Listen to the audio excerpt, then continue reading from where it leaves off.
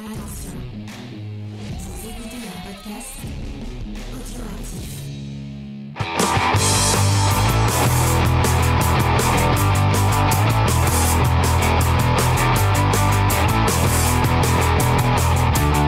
Salut à tous et bienvenue dans Comics Discovery, l'émission qui vous fait découvrir les choses qui brûlent. Non, je ne sais pas. J'ai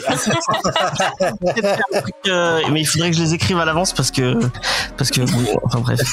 On sait très bien que tu feras hâte. Non mais je vais me délecter là. Je peux pas avoir les rushs moi aussi. J'ai mis dans mon petit sous-titre parce qu'on va être sur StreamYard, donc mettre des petits sous-titres. J'ai mis que je brûle d'envie de parler d'Il brûle. Et ouais, moi, voilà. J'ai pas osé mettre de sous-titres. Je me suis dit non, ça se fait pas. Je vois tout le monde a fait des blagues et tout. Donc on a une énorme chance, vraiment une énorme chance d'avoir l'auteur d'Il brûle, parce qu'on vous avait déjà parlé d'Il brûle. Je crois que je vous ai vraiment les auditeurs de Comics Discovery au moment de la sortie, au moment où on l'a lu, j'ai dû en parler une 50aine de fois dans 50 épisodes en disant que c'était vraiment le truc à lire. Ça et Supergirl, Woman of Tomorrow, ça a été les trucs, les gens en ont marre, j'en parle peut-être. Et on en avait fait un petit épisode avec Diane. Bonjour Diane. Et bonjour. Oui, effectivement. Et avec Judas aussi. Et bonjour, plus vieux de 3 ans, incroyable. Ouais. Et du coup, maintenant, il y a le tome 2 qui vient de sortir. Nous, on était impatients de le lire. Et Six Pieds Sous Terre nous a donné l'occasion de pouvoir discuter avec Anis. Bonjour Anis. Salut. Bonjour. Et c'est un vrai plaisir de pouvoir parler de ton travail, parce que vraiment, je pense que tu l'as entendu dans le, et ceux qui l'ont pas entendu, ils sont encore dispo sur Instagram et sur TikTok. On avait, tous les trois, on avait vraiment été, c'était une vraie claque, le premier tome. Pour ceux qui n'ont pas lu Il brûle, parce qu'on n'avait pas fait d'épisode précis dessus, on va faire, et en plus je préviens Anis, on va faire peut-être une partie un peu au début. On va essayer de pas trop spoiler pour les gens qui veulent découvrir encore et qui n'auraient pas lu le tome 1. On va rester vague, on va poser des questions à Anis et puis après on parlera un peu, et Judas va nous faire une de ses fabuleuses reviews un peu sur le tome 1 et sur le tome 2. Et après on aura une petite partie un peu plus spoil où on parlera du tome 2. Mais on spoilera pas le tome 2 pour ceux qui ont lu le tome 1 et qui voudraient avoir le tome 2. On va essayer d'être vague pour que les gens puissent juste leur donner envie de lire. Enfin, de toute façon, si vous avez lu le tome 1 et que vous avez pas envie de lire le tome 2, vraiment, je ne comprends pas, mais bon. En tout cas, on va essayer de faire comme ça. Et on va commencer directement. Point de reco, quoi que ce soit. On va aller à l'essentiel. On va commencer par l'interview, si ça te va, Anis. Oh, bien sûr, ouais. Et ma première question, c'est quoi ton lien avec la BD? Est-ce que t'as un premier souvenir avec la BD? Est-ce que t'as des qu'est-ce que ça t'évoque la BD en fait dans ta vie? Je dirais premier souvenir, pas hyper facile de dire un premier souvenir exactement, mais bon, je pense que comme pas mal de gens qui étaient dans une culture francophone, je dirais, il y avait quand même beaucoup de bandes dessinées chez moi. Donc moi j'habitais au Maroc et on allait pas mal à l'Institut français louer des BD. C'était toujours un moment assez kiffant.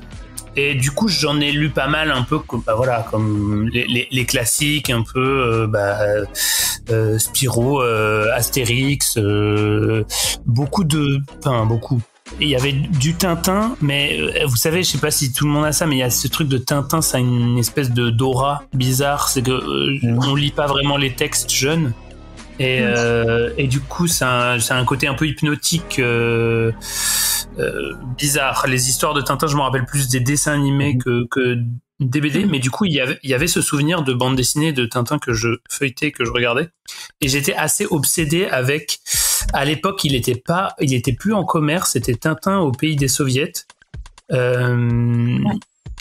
avait dans un tout petit format comme ça, à peu près. Ouais, comme ça. Je l'ai quelque part. Et en fait, il appartenait à ma mère avant, et donc c'était la version bien sûr noir et blanc parce que c'est bien tard qu'il a été qu'il a été recolorisé. Et j'étais obsédé avec cette BD. Parce que je trouvais que Tota était trop stylé parce qu'il avait des bottes. Voilà. C'est un argument comme un autre. Hein. Ouais, et il se passait plein de trucs dans cet album. Il était très très bizarre et je me rendais pas compte qu'il était si différent des autres Tintins à l'époque. Il était très burlesque, il est un peu naïf. Et du coup j'ai lu plein de BD. Plus ado, je suis tombé à fond dans le manga. J'adore les mangas. Bref, ça m'a accompagné un peu toute ma vie. Oh. Mais d'une façon, je dirais, j'étais pas non plus complètement hypnotisé tout le temps. Mais oui, j'en lisais beaucoup et j'en dessinais un peu avec mon frère. On dessinait beaucoup et tout. Et puis voilà. Mais c'est seulement plus tard que je faisais des études. Mais ça, peut-être que je m'avance un peu trop. Mais voilà, en gros, la BD. Et du coup, tu as un parcours, quand tu as voulu t'orienter, tu t'es dit, oui, j'ai envie de devenir dessinateur de BD, ou c'était un parcours un peu plus compliqué que ça? Ouais, non, c'était pas trop ça. Hein. Moi, j'étais dans le système français au Maroc. Ouais. Et j'étais en section scientifique et j'allais plutôt... Je devais plutôt aller dans une orientation type économie, prépa EC, ce genre de choses, et ça n'a pas marché. Et du coup, je suis allé en Belgique faire une année. Je suis allé faire une année à l'université, à l'ULB à Bruxelles. Ça n'a pas marché. Et là, il y a eu tout un truc où, en gros. Moi j'avais pas de formation artistique ou quoi que ce soit. J'étais un adolescent qui avait dessiné beaucoup dans les marges et qui aimait bien les mangas, quoi. Et en fait, simplement à ce moment-là, comme mon père voyait que ça se passait pas bien et tout, il m'a fait un espèce d'ultimatum un peu étrange. Enfin, c'est une anecdote un peu bizarre, mais en gros, mon père voulait me convaincre de me foutre à fond dans les études, et donc il m'a donné un choix un peu... il m'a proposé un double choix qui était très orienté pour que je continue mes études à fond, quoi. Genre il m'a dit, bah écoute, tu peux prendre sur toi et travailler à fond. Je veux plus voir de BD autour de toi, je veux plus te savoir que tu vois, je veux plus te voir des films, parce que je regardais beaucoup de films aussi. Ou alors t'abandonnes et tu acceptes d'avoir une vie très hasardeuse, etc. Et tu vas faire de la BD ou du cinéma ou que sais-je. Et donc moi j'en ai profité de cette petite brèche dans la défense. Du coup là j'ai dit que moi je voulais faire de la défense stratégique. Il y a une ouverture. Ouais, voilà. Et du coup, en fait, là, j'ai dit que je voulais faire de la BD, mais il faut savoir que j'étais un peu des loulous, quoi. Genre, j'étais pas formé, je dessinais très mal, à vrai dire. Et donc, à ce moment-là, j'ai arrêté mes études. Ma première année de l'ULB, j'ai pas fait ça. J'ai essayé de rentrer à l'école de bande dessinée de Saint-Luc à Bruxelles, mais j'ai pas été accepté.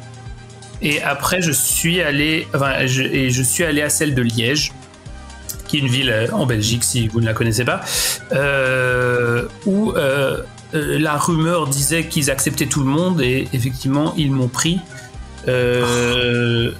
Et voilà. Là, j'ai commencé à étudier la BD, et du coup, j'avais... à étudier la BD, je sais pas comment on peut dire ça, je sais pas si c'est le terme juste, mais entrer en école de dessin, et du coup, j'étais un peu en mode... et voilà, maintenant, mon shonen commence et tout. Et donc, j'ai beaucoup dessiné à partir de là, quoi. Mais avant, j'avais pas vraiment... dessinateur du monde. Si vraiment tu rentres c'est là que tu as voulu devenir le meilleur dessinateur du monde, si vraiment tu rentres dans le shonen neketsu. Ouais, exactement, sauf que j'ignorais que le meilleur dessinateur de tous les temps, c'est Chariot Spiral. Il a fait une BD sur le sujet. C'est bien dommage pour moi, mais non, mais il y avait surtout un truc que moi j'avais l'impression d'avoir un truc à raconter. Enfin, j'étais surtout en mode je pense que je peux faire des bonnes histoires et j'ai envie de faire des bonnes histoires. J'étais vraiment très orgueilleux et j'étais assez confiant, hein. Genre quand j'y repense, j'étais là genre le mec est fou quoi. Et en fait, je savais que je savais pas dessiner. Je me suis toujours senti très limité en dessin. Et notamment, déjà, quand je grandissais, je dessinais près de mon frère qui dessinait toujours mieux que moi et d'autres gens qui dessinaient mieux que moi. Donc, je me suis toujours dit, moi, je dessine bien pour quelqu'un qui dessine pas. Mais pas pour quelqu'un qui dessine, quoi. Donc voilà. Et c'est surtout la volonté d'écrire des histoires. Et là, c'était vraiment un peu ce truc d'essayer de me construire un dessin assez solide pour porter ce que je voulais faire, quoi. En gros, je savais pas vraiment ce que je voulais faire, mais bon. Et pourquoi t'as choisi ce médium-là précisément plutôt que le cinéma ou l'écriture ou alors à l'époque, j'étais fan de BD, hein. J'étais très fan de bande dessinée, mais finalement je me rends compte rétroactivement, my god, rétroactivement, je me rends compte que je connaissais très mal. Mais j'étais notamment très fan de comics. J'ai une énorme obsession sur Spider-Man. J'étais vingtenaire oblige. J'étais vingtenaire oblige, très fan de Spawn. J'adorais les comics, j'adorais les mangas, j'adorais. Alors déjà à l'époque, j'avais été mordu par ce n'est pas une BD, mais on s'entend. Il y a un truc connexe, c'est Evangelion, qui est une œuvre qui m'accompagne encore aujourd'hui, qui est un truc que je trouve incroyable, quoi. Et donc c'était l'époque aussi où j'avais découvert Berserk, j'avais découvert j'étais hyper fan de Calvin et Hobbes, j'étais fan de Torgal quand j'étais enfant. Enfin, je veux dire, j'avais des rêves, quoi. Ouais, okay. Qui étaient les miennes, qui étaient pas hyper pointus. Quand j'ai rencontré plus tard des amis qui me disent qu'ils ont découvert Daniel Klaus à 14 ans, moi j'étais là genre ah bon, on voit pas, hein. Et c'est juste que je pense que je crois que mon père aurait préféré que je m'oriente vers le cinéma. J'étais très fan de ciné aussi. Mais moi je savais que je voulais pas faire ça parce que ça avait l'air infaisable, alors que la BD il y a quelque chose qui semble atteignable assez vite, et aussi il y a la possibilité de faire, enfin c'est un petit univers à soi, quoi. Ouais. Okay. Et moi j'aime pas aussi c'est bizarre ce que je veux dire, mais la 3D m'angoisse, genre le monde en 3D, les objets, la matière, manipuler la matière et la transformer, ça m'angoisse, c'est un bien grand mot, mais c'est quelque chose où je me sens dépassé très vite, alors que je sais pas, la deuxième dimension de la bande dessinée, c'est quelque chose où je me sens plus libre, peut-être plus contraint, mais plus libre, bizarrement. Est-ce qu'il y a des auteurs en particulier qui t'ont donné envie de faire de la BD? Tu pourrais nous citer Oula, il y en a énormément. Ce serait très difficile de les... Là, il faut que je réfléchisse. Je pense que je peux quand même parler de... je veux pas dire de bêtises, mais c'est Riku Sanjo et Koji Inada. Je vais quand même les... qui sont, si je ne m'abuse, les deux auteurs de Fly, du manga Dragon Quest Fly, avec mon frère et un ami, on écumait les bouquinistes pour les trouver, parce qu'on trouvait pas beaucoup de mangas à l'époque au Maroc. Et ça, c'est un truc que ça m'a captivé pendant toute mon adolescence, et énormément des dessins que j'ai faits pendant toute mon adolescence, c'était dans un univers pompé de ça, quoi. Sachant que je n'avais jamais joué à Dragon Quest, c'était ma seule référence, je découvrais là-dedans. Donc eux deux, clairement, c'est une influence majeure, mais là, je parle en tant que, je dirais qu'adolescent maintenant. Waouh, c'est colossal. Il y a l'auteur Dasho qui a longtemps été un objectif, enfin un modèle pour moi. Ma découverte de David Mazzucchelli quand j'étais à Saint-Luc, c'était un truc qui m'a énormément donné la vision d'une bande dessinée que je pensais pas possible parce que j'avais une vision un peu étroite. Et quand tu dis Mazzucchelli, Fora Stereopolype quand tu dis Mazzucchelli, ou c'est son taf sur Daredevil ou sur Batman? C'était avant Asterios Polype. En fait, il avait fait une bande dessinée qui s'appelle Big Man, qui a été publiée par Cornelius, et il avait un fanzine qui s'appelait La Soif. Ah oui, c'est vrai qu'il a un okay. Ouais, alors oui, lui c'est Optic Nerve. Optic Nerve c'est Tomine, je crois. Je me rappelle plus le nom de son fanzine, mais en tout cas il y a quelques histoires à lui qui avaient été publiées dans un fanzine chez Cornelius, dans un livre tout simplement, qui s'appelait La Soif, et dedans il y avait un truc, une façon que le trait avait de pas être figé. Je savais pas que je voulais faire plus ce genre, enfin j'étais encore très désarmé face à ça, mais ça m'a beaucoup marqué. Et après j'ai découvert son taf sur mais déjà sa figure me fascinait parce que c'était quelqu'un qui avait fait qui était chez les gros éditeurs et qui a fait un peu son truc dans son coin après. Ouais. Et ça c'est quand même quelque chose qui m'a marqué. Désolé parce que là j'essaie de réfléchir sur le pouce, il y a énormément de choses évidemment. Qui est-ce que je pourrais citer d'autres? Il y a quand même deux personnes que je cite régulièrement qui sont un peu qui ont beaucoup compté pour moi. Il y a une bande dessinée ouais, désolé, je parle beaucoup. Il y a une bande dessinée qui s'appelle L'Artigue et Prévert de Benjamin Adam, que j'ai découvert quand j'étais en fin d'études et qui a vraiment beaucoup marqué, qui m'a beaucoup marqué dans sa façon de raconter. Et j'étais assez obsédé par cette BD. Et il y a une personne qui a été très importante pour moi. C'est une autrice de bande dessinée qui est pas très connue. Elle travaille plutôt dans l'illustration maintenant. C'est Bianca Bagnarelli qui a publié un livre chez Nobro qui s'appelle Fish.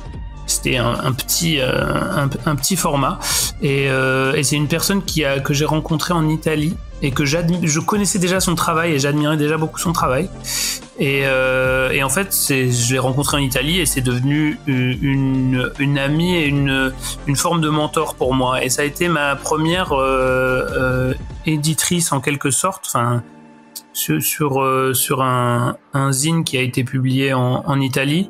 Et c'est une personne qui a vraiment vu de la valeur dans mon travail à l'époque où j'étais juste, moi je fais mon délire dans mon coin. Ok. Et voilà, je dirais que c'est ça, mais c'est des gens qui m'ont donné envie de faire de la BD. Mais évidemment, il y en a des tonnes. Voilà, je peux parler de Frédéric Peters et son Lupus aussi. Ça m'avait énormément marqué. Est-ce que, comme tous les gens qui... Parce que c'est une question que je pose souvent à beaucoup de dessinateurs et dessinatrices. Est-ce que tu continues à lire ou comme les 3/4 des dessinateurs, en fait, tu dessines, donc tu consommes peut-être beaucoup moins de BD J'en lis moins qu'à une certaine époque. Je sais pas si c'est une question d'époque justement, du fait que c'est plus dur pour moi de lire maintenant, de me concentrer pour lire, ou si c'est effectivement parce que je passe beaucoup de temps à dessiner et que peut-être que ça donne pas forcément envie. Mais quand même, c'est dur à jauger. Je sais clairement que j'en lis moins qu'avant. Ok. Mais je crois que j'en lis quand même beaucoup, que j'en lis pas mal pour comme pour le dessin, pour une personne qui n'en lit pas. Et par contre, c'est vrai que c'est un peu triste ce que je vais dire peut-être, mais il y a une espèce de déformation professionnelle qui fait qu'on se laisse moins facilement emporter par quelque chose ouais, je suis plus aussi. Des fois, je m'attriste un peu de plus ressentir autant de. Pardon. Le fait de voir plus les codes de la BD, du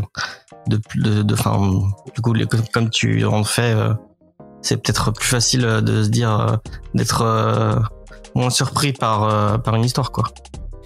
Bah ouais, il y a des trucs qui me surprennent peut-être moins, ça c'est sûr, parce que j'en ai lu beaucoup, donc difficile de revenir à avant. Et puis il y a aussi une déformation professionnelle qui fait que, ou une déformation, disons plutôt égotistique,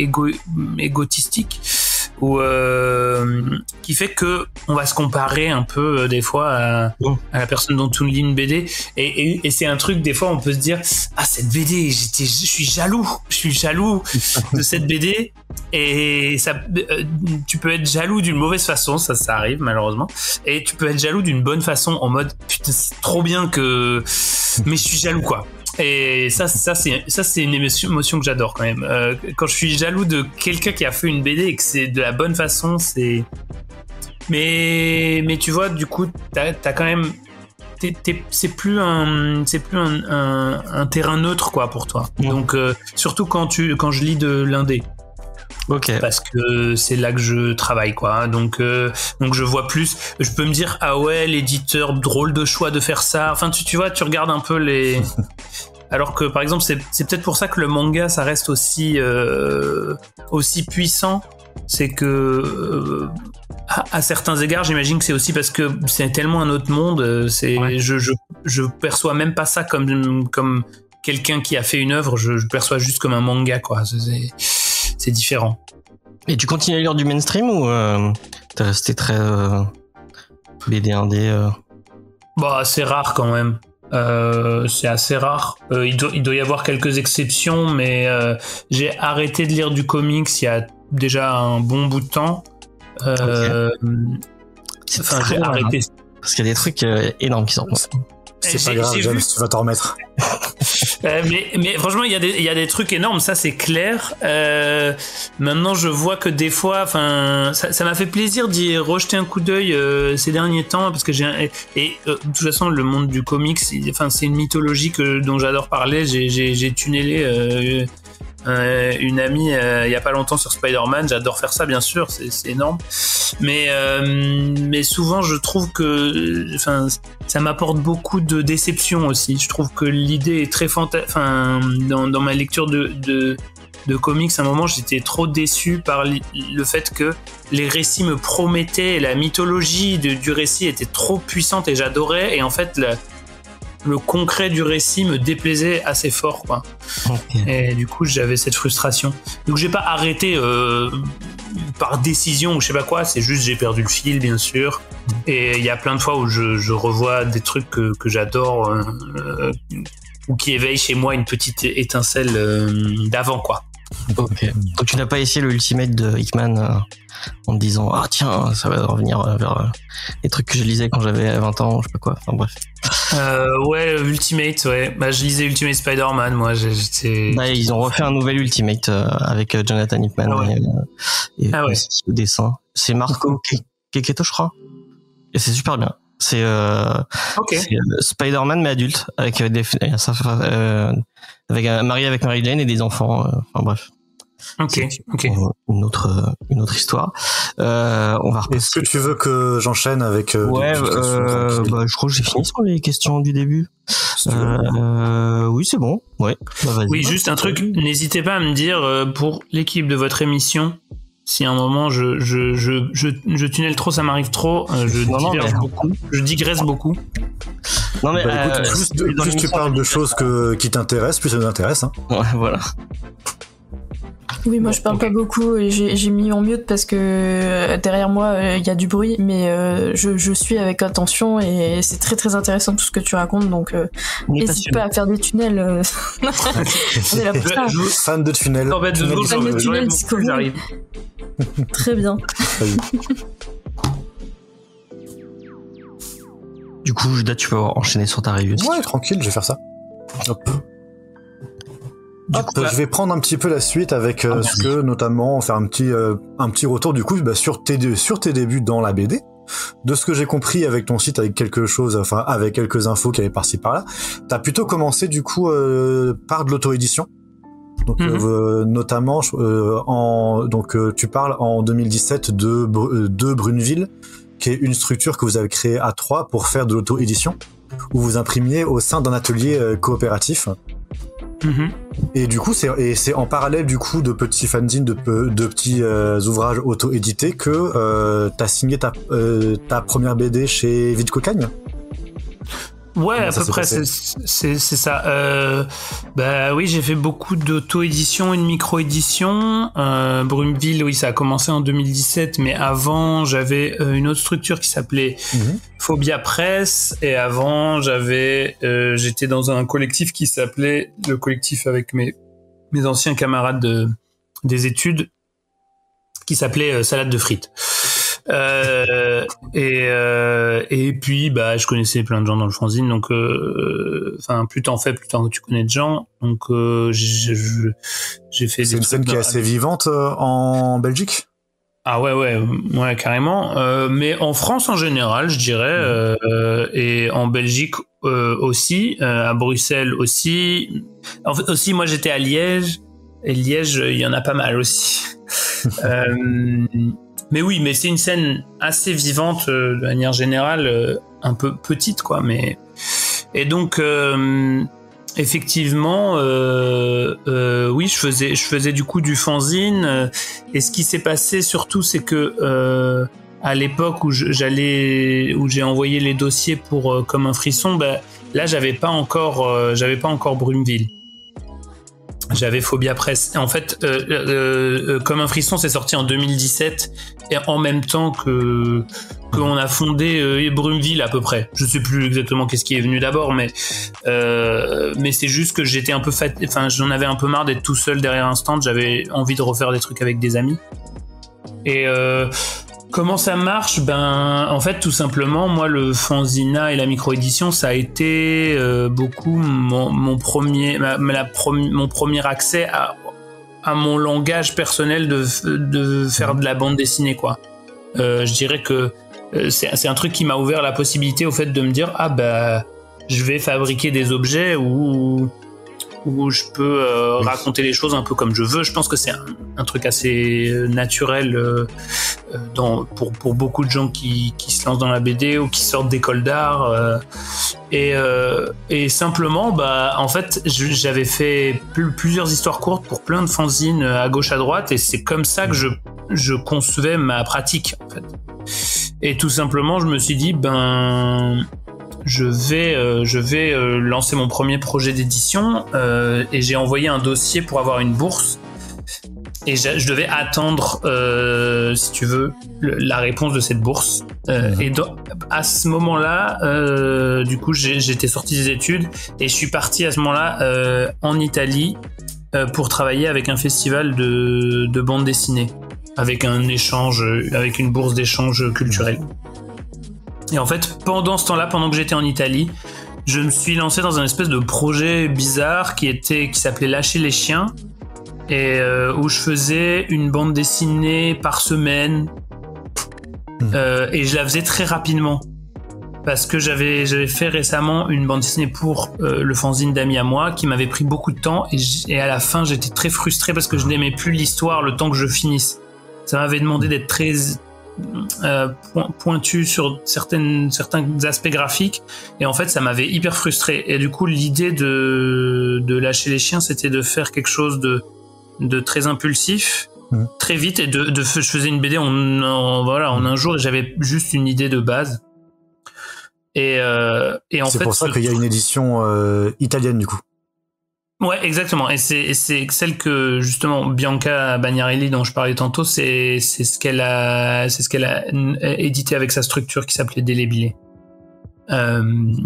Et donc à ce moment-là, c'est des BD que je fais, et j'ai pris un niveau de confiance en mon paradigme, en ma façon de faire de la BD sur ces petites bandes dessinées, parce qu'en fait c'était juste des scénettes qui devaient marcher, et en fait c'est là que j'ai pris un vrai plaisir de trouver c'est quoi ma façon de raconter et comment j'aimais, et de jouer avec les plans et de jouer avec les ellipses, la narration, et d'être juste dans une scène coupée d'un contexte, etc.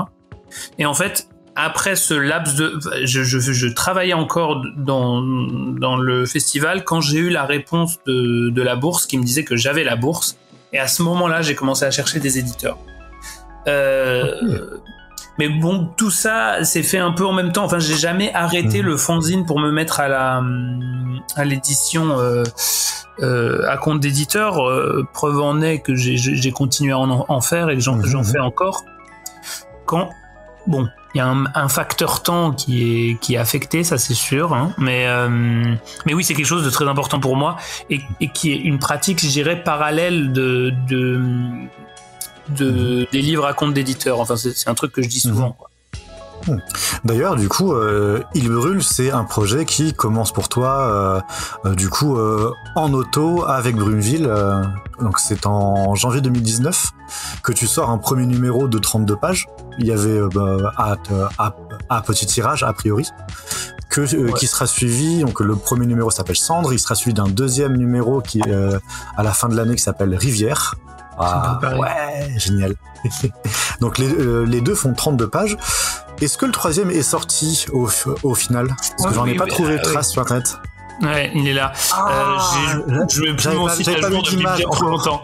Je mets plus le site à jour depuis bien trop longtemps. Oui, le troisième s'appelle Blessure. Ouais, et il y a le mage avec plein de feu sur la coupe. Attends, je screen.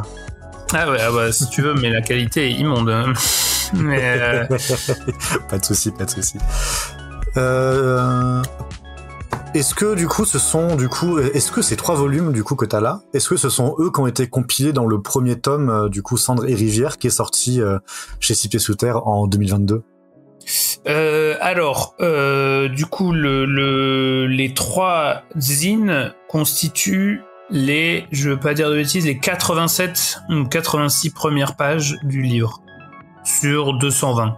Ah oui, donc il y a et je pense, en fait, d'ailleurs, quand moi je revois le livre, quand je le refeuillette, je trouve que je vois le moment où ça change, quoi. Je vois, bien sûr, je le sais, mais il y a une différence de constance dans le travail, et aussi mon niveau de dessin, il change énormément, je trouve. Et il y a un côté un peu plus j'y vais dans les 3 premiers, et après c'est un peu plus genre ça marche un peu plus au pas, quoi. Voilà, mais donc c'est ça, les 3 premiers tomes, j'ai fait quelques modifications, mais vraiment très très petites, et surtout en termes de dialogue. Il y a des dialogues que j'ai bougé parce qu'en fait, quand j'ai commencé les fanzines, j'avais pas encore la vision de ce que ça allait être tout à fait. Enfin, je me lançais dedans, et donc il y a plein de trucs qui, après, je me disais, ça n'a pas de sens que tel personnage parle comme ça à ce moment-là. Je pense que dans les fanzines, il y a encore le fait, je vérifie pendant que je le dis, il y a encore le fait que c'est vraiment c'est vraiment du christianisme, quoi. Genre, il y a des croix, etc. Alors que après j'ai changé ça dans dans quelque chose qui était plus libre, qui était juste mon truc, quoi. Donc j'ai changé les symboles, ce genre de choses. Voilà.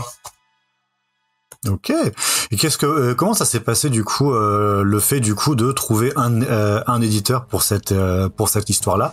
Est-ce que du coup t'as eu des demandes particulières de Six Pieds Sous Terre pour retravailler? Comment est-ce qu'ils t'ont accompagné là-dessus? Parce que passer de 80 pages à 200, ça représente quand même un petit projet, quoi. Oui, tout à fait. En fait, le truc, c'est que j'ai fait Il brûle en fanzine parce que de un, c'est une manière pour moi d'avoir un rapport direct à mon travail, de réfléchir à comment il prend corps et comment il fait objet et tout. Et en fait, le truc, c'est que le projet d'Il brûle, qui est venu donc après comme un frisson, si vous voulez, en gros, comme un frisson, c'était pas du tout un succès de malade ou quoi, mais dans un petit milieu, il avait été reconnu ou il avait été remarqué, et donc ça avait un peu changé quelque chose, et je savais il fallait que je fasse quelque chose après ça. Et malheureusement, mon idée, mon envie en tout cas, c'était de faire le projet Il Brûle, qui était colossal, qui s'est toujours présenté dans mon idée, peut-être pas forcément sous forme de 3 livres, mais je savais, c'est-à-dire que là où je vais emmener maintenant ma trilogie, c'est là que je voulais l'emmener depuis le début. Enfin, j'avais une espèce d'idée globale de saga, quoi. Et en fait, je ne savais pas comment.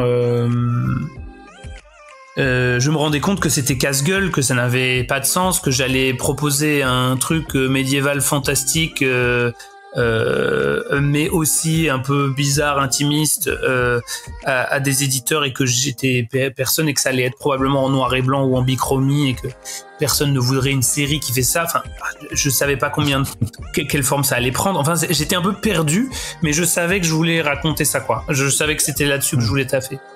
Du coup, j'avais un peu l'avantage d'être naïf, quoi. Et je me suis dit, je vais commencer. Et je verrai bien où ça va, comment ça me mène, et surtout en commençant, je vais enlever le côté impossible de la chose, de regarder une montagne. Et du coup, j'ai commencé comme je fais d'habitude, c'est-à-dire que j'ai juste commencé, quoi. En me disant, je fais confiance à mon mojo, quoi. Et à mon côté impulsif, parce que j'écris beaucoup comme ça, de façon un peu impulsive. Et donc c'était aussi une façon pour moi de venir avoir des éditeurs avec quelque chose qui était déjà là, parce que j'avais l'impression que le projet, c'est un truc que j'ai beaucoup dit aussi, j'ai l'impression que le projet de Il Brûle, il était compliqué aussi, en ce sens que j'avais peur qu'il soit pris pour les mauvaises raisons ou refusé pour les mauvaises raisons. J'avais peur qu'il soit pris en mode ah ouais, tu nous proposes une quête épique avec des sorcières et des pouvoirs et c'est génial, on va te publier dans une maison d'édition qui fait des trucs de genre pur, et en fait les gens seront déçus ou frustrés ou ça marchera pas. Et à l'inverse d'avoir des refus qui disaient désolé, en fait nous on fait pas le Seigneur des Anneaux, tout ça c'est pas notre délire. Et du coup d'avoir un nom qui était basé sur, je dirais, un a priori sur le genre du médiéval fantastique. Sachant que moi j'avais une idée que je pouvais amener ce genre, parce que c'est un truc que je fais beaucoup, qui est un peu au cœur de mon travail, c'est que j'aime beaucoup les récits de genre et j'aime beaucoup les amener peut-être autre part. Je sais pas si c'est vraiment autre part, mais je sentais que je voulais faire ça, mais pas de la façon dont on s'attendait. Je sais pas, c'est un peu peut-être présomptueux de dire ça. Mais voilà. Et d'ailleurs, je comprends. Enfin, j'ai déjà eu des retours sur Il Brûle qui sont un peu ça, qui sont c'est où est la quête épique, et je comprends ce retour. Je comprends tout à fait ce retour. Où est le trope du genre, où est le moule auquel je m'attendais, j'ai pas trouvé ce que je voulais, etc.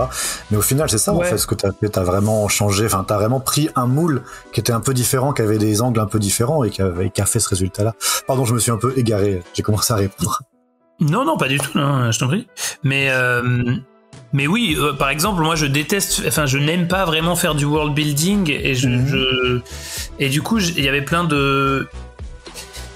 En fait, je voulais travailler ça comme je travaillais mes histoires courtes. Je vais écourter là, mais en tout cas, c'était une façon pour moi de faire un récit, et déjà de montrer un peu, c'est ça le cœur, c'est ça le ton de mon récit. Voilà, si vous savez pas, parce que j'ai peur que ce soit un malentendu, je le façonne un peu déjà, comme ça, vous voyez le délire, quoi. Donc déjà, je pense que c'est un truc, c'est très basé sur l'émotionnel et tout. Mais en tout cas, ça a été une base pour moi pour aller voir les éditeurs en leur disant, regardez, c'est ça que je vous propose. Et je commence déjà pour vous montrer que je vous attends pas en fait. Enfin, je vous attends pas. J'essayais de convaincre comme ça, quoi. En mode de mettre, je sais pas si c'est un pied dans la porte. Ça n'a pas trop marché, j'avoue. Mais en fait, c'est surtout que 6 pieds sous terre, ils avaient vu mon premier livre et ils avaient aimé mon premier livre. Et comme beaucoup des gens aussi qui me suivent, j'ai pas un lectorat hyper grand, mais les gens qui me suivent sont très... ils sont très fidèles à ce que je fais, j'ai cette impression. Peut-être que c'est pas vrai, mais en tout cas, j'ai cette impression que globalement, 6 pieds, ils sont allés en mode on t'attendait pas sur un truc de médiéval fantastique, mais on te fait confiance. Ils avaient acheté tous mes fanzines depuis qu'ils avaient vu le livre sortir chez Vite Cocagne. Ils étaient venus me voir en festival pour me dire qu'ils aimaient mon travail, qu'ils avaient aimé le livre. Bref, ils y sont allés parce qu'ils croyaient en mon travail en tant que dans mon parcours, si tu veux. Et donc ils se sont dit, on pense qu'il peut nous faire un récit avec ça. Et pour moi, c'est ça que c'est un peu ça que je visais. Donc ça me convenait bien. Et quand je suis allé les voir avec le projet Il Brûle, j'aurais dit tout de suite, j'aimerais que ce soit 3 livres.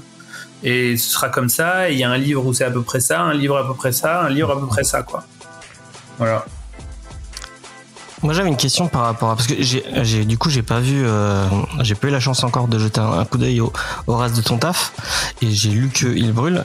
Et j'ai vu que tu... au vu de ce que Il Brûle, tu bosses au tradi avec de l'aquarelle, a priori. Si. Oui, enfin c'est de l'encre de Chine en fait. Ouais, ok. Sur une autre feuille, et après c'est à l'édition que on le transforme en couleur. En gros, c'est 2 feuilles séparées.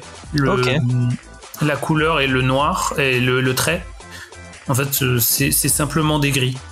Donc, ok. voilà. Et du coup, c'est ton style que tu as sur tout ce que tu fais, ou c'est un style que tu avais défini pour Il Brûle avec cette idée de je veux écrire mon récit comme ça, avec cette façon de dessiner et avec ce style-là précis en tête? Bah, je pense que j'ai pas 36 millions de styles en vrai. Hein.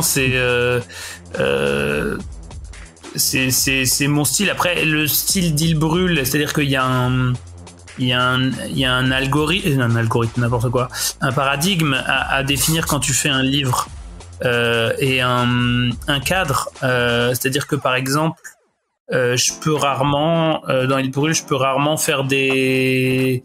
Il y a quand même une notion de réalisme ou une notion de semi-réalisme qui est assez présente par rapport à d'autres projets que je pourrais faire. C'est, comment je pourrais dire, c'est un peu la façon de filmer. Alors c'est-à-dire que comment je pose ma caméra, quel grain, quel filtre je veux pour conditionner la façon dont on regarde la façon dont on regarde les choses en fait, et comment ça teinte le récit. Donc il y a forcément un truc qui s'est précisé avec Il Brûle au fur et à mesure que j'avançais dedans. Donc ce qui est sûr, c'est que Il Brûle, le style que j'ai dans Il Brûle, il est très représentatif de mon style, je pense, mais il peut être, il est aussi plus varié, mais globalement c'est ça, hein, c'est what you see is what you get.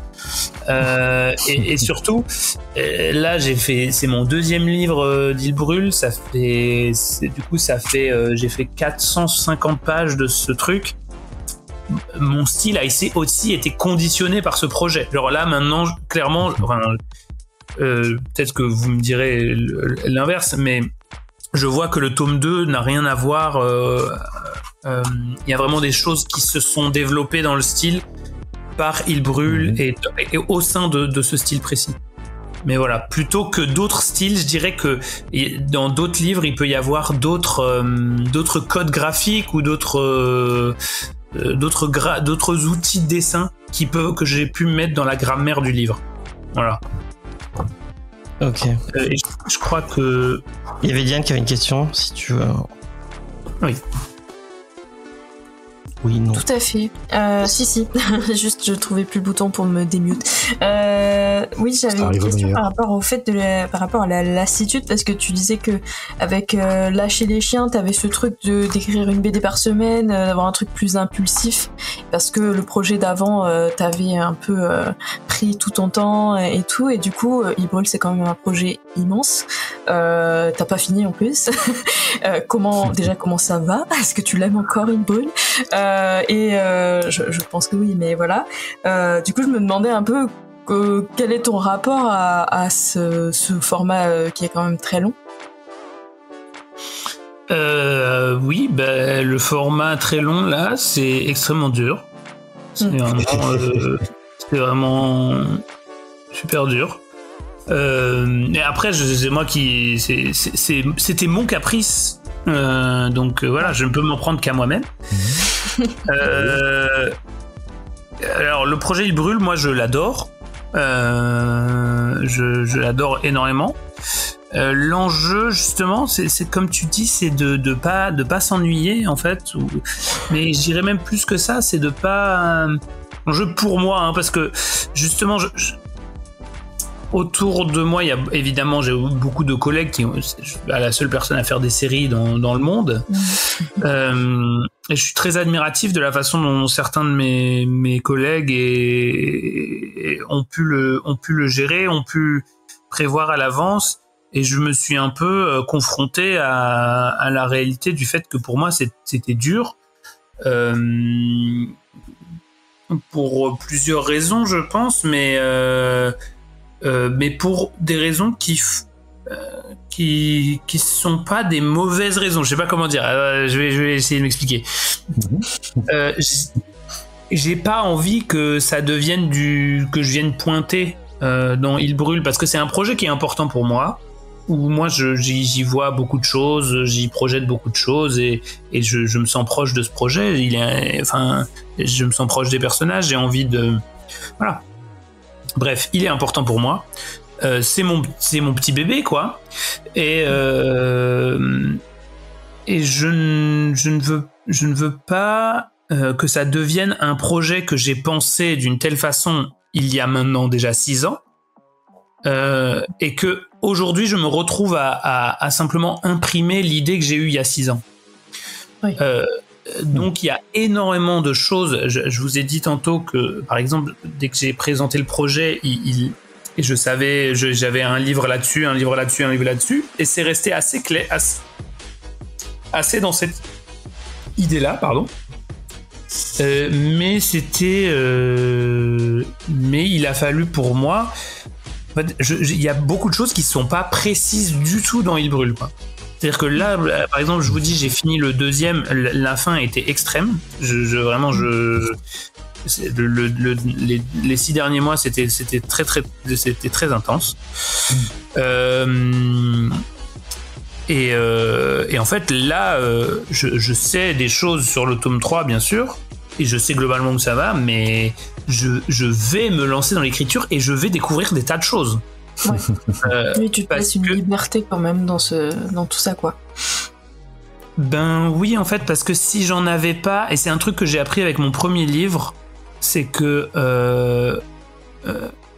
en fait, si je verrouille le récit, il va ressembler à une idée et à une version de moi-même à un instant T, et après ça va me mettre mal à l'aise, genre 6 mois après, quoi.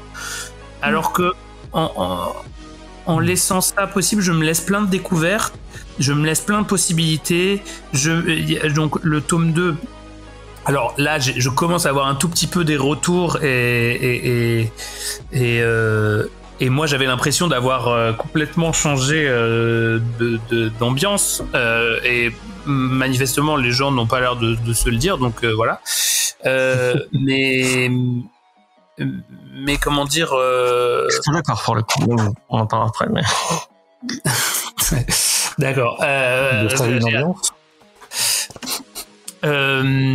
Mais comment dire, en fait, le tome 2, j'ai découvert plein de choses pendant que je le faisais, et il y a énormément de choses qui étaient déjà définies, mais où j'ai trouvé un angle qui me plaisait au moment où je l'écrivais, et qui était, en fait, Dans le 2, il y a notamment beaucoup plus d'informations sur cette religion qui est là dans ce monde, mais je n'ai pas prévu ça. J'ai juste, au fur et à mesure, j'avais besoin de choses et je me disais, ça c'est une bonne idée, ça peut être... Et beaucoup d'idées comme ça, en fait, je les trouve sur le moment, ou beaucoup d'idées de découpage, ou de résonance visuelle, ou de comment les personnages fonctionnent, comment ils réagissent, de changer les dynamiques, et surtout de qu'est-ce qu'on montre et qu'est-ce qu'on montre pas. Sachant que dans le 2, il y a toute une partie du livre qui parle d'un moment qui devait être juste l'intro d'une partie, et en fait j'ai fait que ce moment-là, quoi. Et après j'ai dit c'est bon, j'ai dit ce que j'avais à dire. En fait c'est un truc où j'adore faire ça, et en même temps chaque page, chaque scène, j'ai l'impression de devoir réinventer tous les atomes, et c'est fatigant, quoi. Donc on est un peu responsable, responsable d'un univers. Il y a un peu le vertige de à chaque page, je peux tout faire s'écrouler, quoi. Ouais. Parce que j'ai pas vraiment prévu les choses avant, quoi. Voilà, en gros. Donc c'est. En tout cas, non. On adore ton château de cartes. Hein. Ouais. C'est trop bien pour le moment. Et ouais, c'est un Jenga, quoi. Mais non, mais c'est pas ça. Jenga, on enlève, non? Je sais pas. Ouais, ça. Je crois, c'est possible. Et du coup, tu fais pas tu poses que en tradi. T'as jamais essayé le numérique? J'ai bossé un peu en numérique sur comme un frisson. La couleur était à l'ordi, quoi. Ok. Mais pas les traits. Ça m'arrive de dessiner par ordinateur, mais en fait, je trouve que je suis pas du tout aussi précis ou. Ouais. En fait, je suis plus tout à fait moi-même. En fait, j'ai pas pris mes marques avec cet objet. J'arrive pas trop. Si je pouvais, franchement, j'irais, quoi. Mais je trouve que mon dessin il perd de quelque chose qui est, comme je suis pas vraiment un technicien pur, c'est un peu du miracle à chaque fois, le dessin pour moi. Et c'est beaucoup d'avoir une énergie. Il faut que j'ai mes marques, quoi. Ok. Je crois. J'ai pas encore trouvé, en tout cas, avec le numérique. Ok. Mais bien sûr, après, il y a plein de trucs que je peux faire avec ça. C'est un outil incroyable. Hein. Non, mais je me pose, parce que moi j'ai un peu bon bref, je suis pas, j'ai pas ton talent du tout, mais avec mes 1 an de dessin, j'ai fait l'inverse que toi. J'ai commencé au tradi et après je suis passé direct au numérique. Et je me sens plus à l'aise sur l'iPad que maintenant quand je dessine, je fais ça sur les. Ouais. Ce qui n'est pas une. Ouais, bref. Non mais je comprends tout à fait. Je vois, mes amis, c'est pareil. L'autre jour, j'étais au café avec plein d'amis dessinateuristes et tout le monde avait un iPad, et c'est normal. C'est plus. Enfin, ils sont juste plus polyvalents que moi. Moi, je sais faire un truc, quoi. Voilà. Enfin, il me faut plus de temps. J'ai besoin de temps pour apprivoiser les outils, en fait. Moi, je suis un peu comme ça, quoi. Ah, mais moi, je rêverais de pouvoir faire ce que tu fais en tradi. Hein. Enfin, c'est tellement beau. Ton dessin est tellement beau. C'est fou. Peut-être que Juliette, tu peux faire une petite review pour les gens qui n'auraient pas lu. Ouais, très rapidement. Ce qu'on avait prévu à la base, c'était du coup de poser quelques questions, de rebondir, puis d'enchaîner sur la review. Mais en fait, c'est tellement passionnant en fait de discuter avec toi. Et ce que tu nous racontes, c'est vraiment on est tellement à fond que au final, la structure de l'épisode, est-ce que c'est vraiment très important, tout ce qu'on se raconte ici? Non, voilà, je peux vous faire excusez-moi. J'avais préparé un petit pitch rapide que je vais vous faire très simplement. Nous sommes en 2025, 3 ans après le tome 1, qui est sorti chez Six Pieds Sous Terre, et donc sort le tome 2, donc qui s'appelle Prison et Ciel.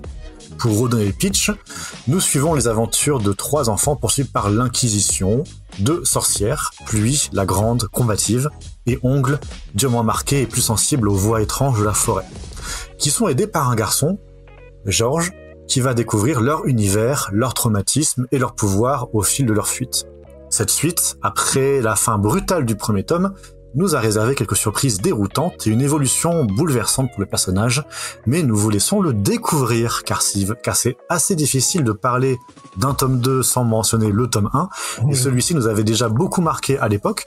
On vous renvoie du coup vers la petite émission qu'on avait fait, je crois que la capsule fait 11-12 minutes, où on parle un petit peu, on était juste avant une interview avec quelqu'un d'autre, je crois. Non, c'était juste avant un BD Discovery, je crois. Qu'on enregistrait comme ça. Ah oui, c'est possible, tout à fait. Oui, en effet. Bref, et donc on avait parlé un petit peu à brûle pour point, mais vous pouvez sentir dans cette émission vraiment toute la passion que ça nous avait tiré, et vraiment on était soufflé par ce qu'on avait lu, on avait envie d'avoir la suite, et ça c'était vraiment très très chouette. Il brûle tome 2, Prison et Ciel, c'est dans toutes les bonnes librairies à 24€. Pour nous, donc, dont le premier tome était un coup de cœur 2022, il est indispensable de se procurer la suite si vous êtes prêt et prête à retenir votre respiration sur 200 pages, jusqu'au plus profond des abysses tragiques de ce petit bijou. Et si tu es... Et encore merci du coup d'avoir répondu à notre petite invitation. Si vous souhaitez, maintenant, on a quelques questions un petit peu en vrac qu'on souhaitait te poser. Est-ce que tu... déjà merci pour ce texte qui est très bien, très très beau. Rapide. Merci. Ça c'est très. J'aurais pu j'aurais pu tenir à peu près 6-7 minutes pour dégorger tout ce que ça m'avait, tout ce que la lecture vraiment m'avait transmis comme émotion, m'avait fait ressentir, m'avait transporté d'un côté à l'autre, etc. Moi j'ai ressenti beaucoup de choses pendant ma lecture, et je pense que c'est aussi le cas de James et de Diane. Mais est-ce que tu veux donner, je sais si on n'avait pas, on n'en a pas parlé, mais donner ton avis quand même vite fait sur le tome 2. On a tous adoré le tome 1. Et on peut faire un tour de table. Anis a forcément adoré ce qu'il a dessiné, mais non, je crois que non. Non, je pense que c'est le plus critique sur son travail. La malédiction. Je sais ce que je voulais faire. Je sais, c'est autre chose qu'il y a d'imprimé, mais. Enfin bon, bref, Judas, est-ce que t'as un petit avis sur ce tome 2 à nous partager? Ouais, moi en fait j'ai été pris un peu à contre-pied vraiment en abordant l'œuvre, parce que j'avais vraiment retenu vraiment un souffle dans le premier qui amenait à la fin du premier tome, et le second commence vraiment un peu différemment, complètement, et du coup on échange entre 3 points de vue du coup qui sont très séparés, qui commencent à raconter des choses, etc. Et en fait au début j'ai été un petit peu déboussolé, j'avais plus forcément mes repères. Il y avait aussi des choses qui se passaient dès le début où je pensais absolument pas qu'on allait aller là-dessus, et du coup j'étais un peu vraiment en perte et vraiment perdu, un peu comme un personnage au début où je me posais plein de questions, mais j'étais à la fois, je me demandais mais où sont mes repères, qu'est-ce que je ressens, est-ce que voilà. Et ça c'était assez intense à vivre.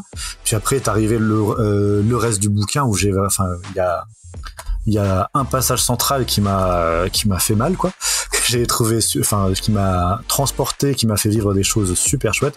Et en termes de rythme, je trouve que c'est une continuation qui change en fait. Donc moi j'ai pas été surpris de ce que t'as dit, que tu disais que pour toi il y avait du coup une différence en termes de rythme notamment, ou de choses, de ce que j'ai compris.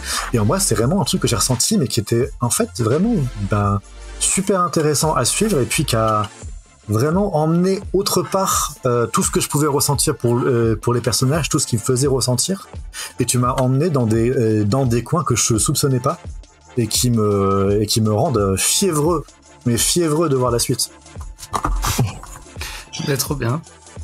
Moi je disais que j'étais pas d'accord avec ce que tu disais tout à l'heure, parce que j'ai commencé à lire le bouquin, j'ai lu les 2 premiers chapitres, et je me dis en fait, il faut que je relise le premier, et du coup, je suis allé chercher mon premier tome, et j'ai enchaîné les 2, et vraiment, je trouve, c'est que mon avis, à la fin du bouquin, du premier tome, j'avais certaines attentes, et en lisant le tome 2, j'ai l'impression que t'as balayé toutes les attentes que j'avais pour aller sur autre chose d'encore mieux et d'encore plus intéressant. Et j'ai vraiment adoré ma lecture de bout en bout. T'as développé, tu disais que effectivement le lore du premier il est assez ténu, on sait pas grand chose de l'univers dans lequel on est, et t'as réussi à construire un truc qui se tient mais vraiment bien. tout ce petit univers qu'on découvre un peu par petite pointe dans le tome 2, c'est super. Par une fenêtre. Ouais, par une fenêtre, ouais. T'as vraiment envie d'en voir plus et de plonger dans cet univers. J'ai adoré la lecture de tout, quoi. Enfin, vraiment, chaque les trois, c'est parce que effectivement tu l'as dit, c'est en 3 petits arcs et chaque arc est ouf. Et la fin, mais vraiment. Oh, à chaque fois tu réussis à finir sur c'est un cliffhanger mais pire que Stallone sur vraiment c'est ouf, et j'ai autant adoré que le premier. Ton dessin est fou, enfin vraiment c'est génial. Lisez Il brûle, quoi, vraiment. Je ne peux que pousser les gens à aller l'acheter, et si vous êtes sur Montpellier, allez l'acheter. Bon, à Easter Egg, puisque bien sûr c'est la meilleure librairie du monde, mais à entrée libre, puisque il reste plus que jusqu'à décembre pour aller acheter. Allez chez entrée libre avant qu'il ne soit trop tard, quoi. Ouais, parce que c'est des super libraires et c'est des gens et c'est vraiment je crois. Éditeurs. De quoi? Et des super éditeurs aussi. Oui, c'est Sipi du coup les éditeurs, mais du coup entrée libre, je l'ai déjà dit dans l'émission, je le redis, je crois qu'on perd un des meilleurs lieux de culture de Montpellier. Je sais pas si il y a eu une expo qui était super d'ailleurs, sur comme un frisson, je crois, non? Ouais. Ben moi j'y suis allé quelques fois, du coup à entrée libre évidemment, et j'adore l'endroit est fou, quoi. Et les gens là-bas sont incroyables, bien sûr. Ouais. Donc allez-y, vraiment. Et si vous êtes fan de fanzine, il y en aura. Du coup, il y a plus que 2 ateliers, puisque c'était tous les premiers mercredis du mois. Mais il faisait un atelier fanzine où tout le monde pouvait venir faire son fanzine. Donc c'est cool. Voilà. Allez-y. Et vraiment, lisez Il brûle. Diane, c'est quoi ton avis? Oui, alors moi je dirais rien d'aussi bien que vous avez dit tous les deux, parce que je suis plus que d'accord avec tout ce qui a été partagé là. Oui, moi j'ai été vraiment prise aussi dans ce tome 2. J'ai beaucoup aimé les changements de dynamique entre les personnages, qui ne sont plus entre eux du coup. Mais voilà, c'était vraiment hyper intéressant, hyper chouette, tout aussi poignant en fait que le premier tome.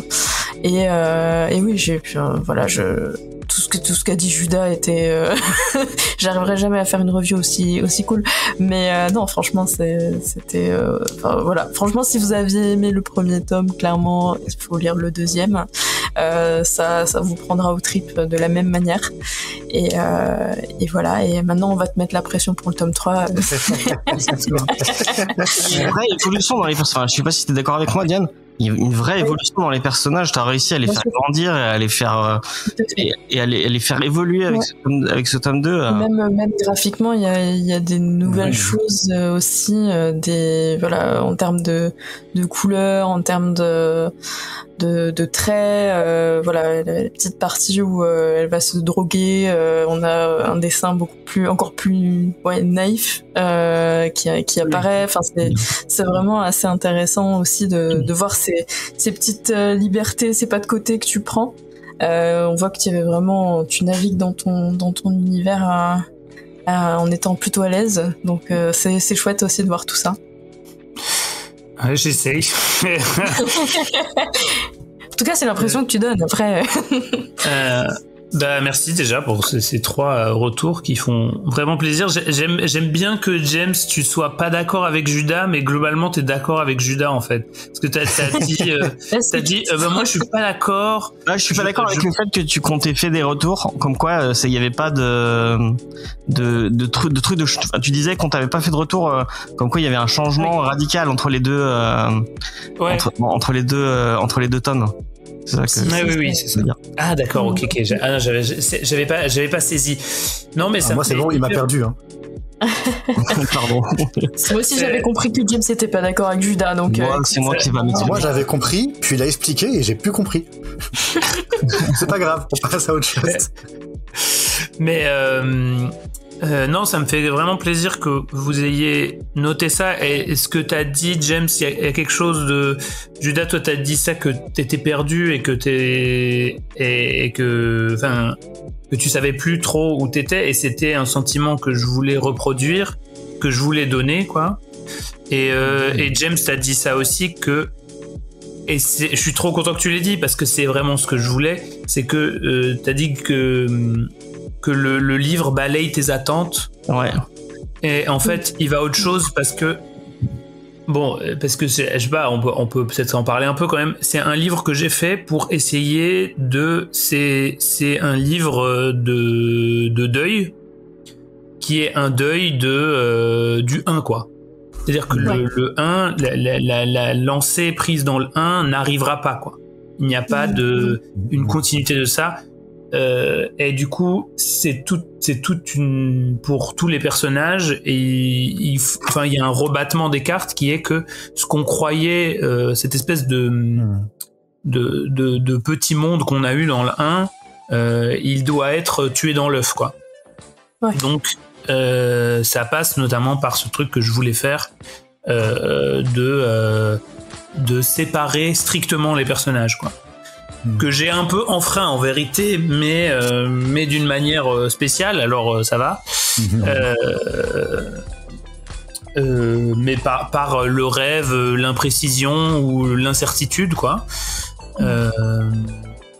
Mais du coup, ça me rend content, parce que c'est ça que je voulais, c'était plonger dans... je me suis empêché énormément de facilité d'écriture, ou de raccourcis d'écriture, je sais pas si c'est des facilités, mais quand on finit une scène, c'est très pratique de changer de personnage, en fait. Et toute la partie, alors la première partie, où je le dis, y a pas de souci, où on suit Ongle, qui est dans la forêt, ça a été une partie très très dure à écrire, parce qu'en fait il y a très peu de choses, il fallait comme trouver des catalyseurs de scène tout le temps, et en fait l'envie de, une fois une scène, surtout quand la scène est un peu impactante et on veut faire comprendre que le temps passe et que c'est tentant d'aller voir un autre perso, quoi. et qui va relancer la machine du récit, etc. Et moi pendant longtemps, toute cette partie là, elle est très lancinante, et elle est très moi je ne peux pas la lire en tant que lecteur, donc je ne saurais jamais, mais j'avais très peur qu'elle mine le récit, mais c'était ça que je voulais faire. Je voulais qu'en fait on soit forcé de regarder Ongle très longtemps, parce que elle-même elle est forcée de rester à cet endroit, et elle est dans il y a toute l'image du marais et de l'eau stagnante, et c'est ce truc que je voulais qu'on doive rester même quand on veut partir, en fait. Et donc après la partie sur pluie, c'est une autre histoire, et voilà. Mais donc ça me fait grave plaisir, ce que vous dites là. Le lien avec Sauvage, c'est là, je crois, que je l'ai vu vraiment. Le moment, je me mets dans la vase et voilà. Il y a un petit lien. C'est vrai que j'y ai pensé aussi. C'est vrai, make sense, hein. Make sense. On avait quelques questions aussi. Il y en a une, moi, que j'aime beaucoup. Est-ce que tu veux la poser, James, la première? La première? Ah, celle que t'as dit que... on aimerait... c'était quoi le retour du premier tome? Comment tu l'as vécu, l'accueil du public, et en plus, t'as été nominé à Angoulême, si je dis pas de bêtises, pour ce premier tome. Comment tu l'as perçu, ce retour du public? Je l'ai perçu super bien, parce qu'il était il était très encourageant, quoi. Il était très positif. En fait, c'était juste très encourageant. J'ai vraiment constaté avec Il brûle que mon travail a touché plus de gens, si on veut, plus des catégories plus différentes de gens qu'auparavant. Comme un frisson, j'avais un peu une typologie de public. Et Il brûle, j'ai eu l'impression que c'était beaucoup plus vaste. Il y a eu beaucoup de gens qui m'en ont parlé. Bien sûr, j'ai eu beaucoup de retours de médias différents et tout. Et puis aussi, j'ai eu beaucoup de reconnaissance de la part de mon milieu. Et ça, c'était quand même vraiment cool. Et il y a un truc aussi, mais ça, déjà avec Comme un frisson un peu, mais encore plus avec Il brûle. Les libraires m'ont énormément soutenu. Il y a vraiment beaucoup de libraires qui aimaient le livre et qui ont soutenu le livre. Et ça, c'était quand même... j'ai l'impression que c'était comme avoir un super pouvoir parce que le livre, ça l'a rendu très visible. Et il y a beaucoup de gens... Enfin, c'était plus... J'avais fait un livre qui était plus à même de... Les gens disent « Ah oui, j'ai vu passer ça ». Moi, ça a fait c'est rendu. Moi, c'est Diane qui m'a dit lis ça. Ah oui. En mode. Ouais. Merci Diane. C'est une dinguerie. Nous, on vend très très peu de BD, mais ta BD fait partie de nos rayons depuis la sortie, hein, clairement. Donc c'est quelque chose qu'on recommande à chaque fois. Noël, on va recommander clairement. Et effectivement, il nous arrive de faire du conseil un peu agressif et de dire lis ça, c'est trop bien. Et voilà. Les gens n'ont pas le choix. J'ai dû l'acheter, j'avais pas le choix. C'était. Tu dois lire ça et vas-y. Bah ouais, en tout cas, j'ai clairement vu une différence aussi. Il y a un truc qui m'a fait très plaisir. C'est que moi, j'avais très peur que... Je vous en avais parlé avant. J'avais très peur que les gens qui aiment la BD trop indé, eh ben, ils trouvent ça... Ils aiment pas. Et les gens qui aiment la BD de Medfan, eh ben, ils aiment pas. Et il s'est passé l'inverse. L'inverse, je ne sais pas, mais en tout cas, il y a beaucoup de gens qui me disaient, moi, j'avais aimé ton premier livre, mais je comprends pas trop pourquoi tu vas sur du Medfan, mais au final, tu m'as convaincu. Je me rappelle qu'il y a quelqu'un qui m'avait dit ça m'avait fait plaisir, parce que moi, mon point de vue, c'est que c'est des récits qui ont un pouvoir poétique incroyable, et en fait, je suis hyper content de voir que ça, bien sûr, pas à tous, mais qu'il y a quand même une bonne partie de gens qui ont aimé le livre, qui sont des fans de genre, qui sont des fans du genre, qui sont pas en mode. Et pour moi, ça aurait été vraiment, j'aurais été triste si ça pouvait passer pour une forme de je sais pas comment dire, enfin moi j'aime ce genre aussi, quoi. Et j'étais content qu'on sente que j'étais aussi dans le délire, quoi. Ça respire la passion de la dark fantasy. C'est un peu comme, on va encore faire un rapport avec une BD de chez Sipier, mais c'est un peu comme ce qu'a fait Marcel Chorigeant avec Adieu mon royaume, où on sent que il est fan de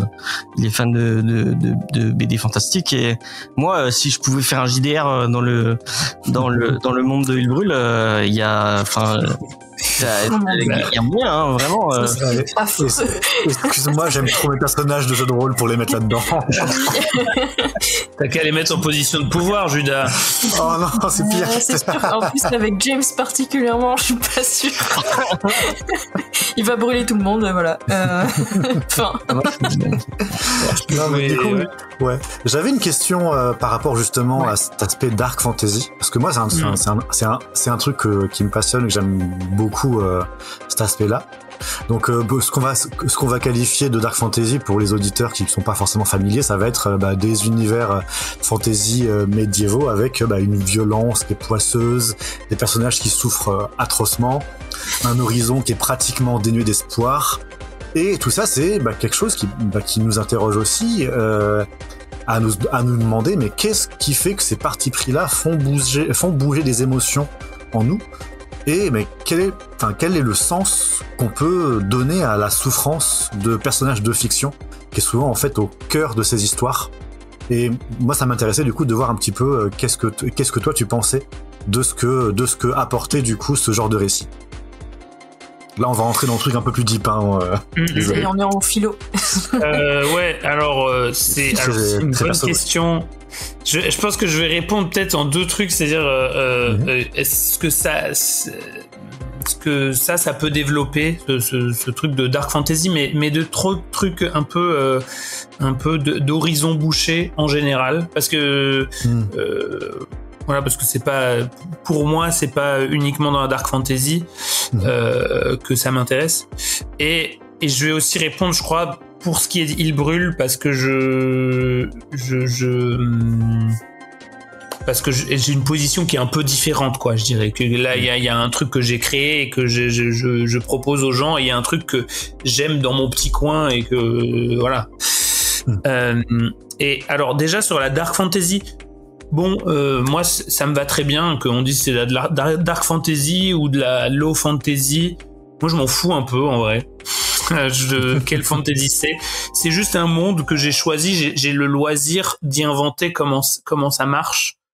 Et comme c'est pas vraiment le monde le Moyen-Âge, je peux inventer des bestioles qui sont pas des chevaux, comme ça je dois pas dessiner de chevaux.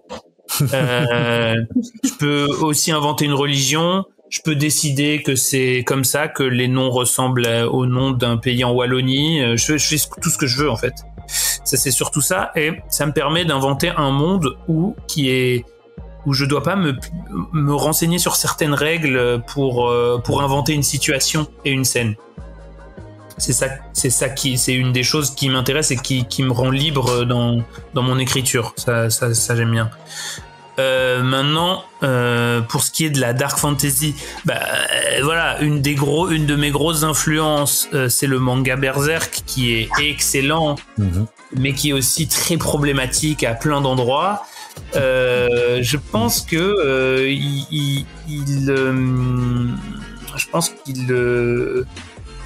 il matérialise bien dans cette situation un peu tendancieuse, c'est que on l'adore, enfin je l'adore, et en même temps je peux pas lui pardonner beaucoup de choses qu'il fait, et c'est compliqué quoi. C'est un peu comme ton vieil ami que t'as un peu honte de présenter à tes amis. Tu vas à petits pas quoi, tu sais pas.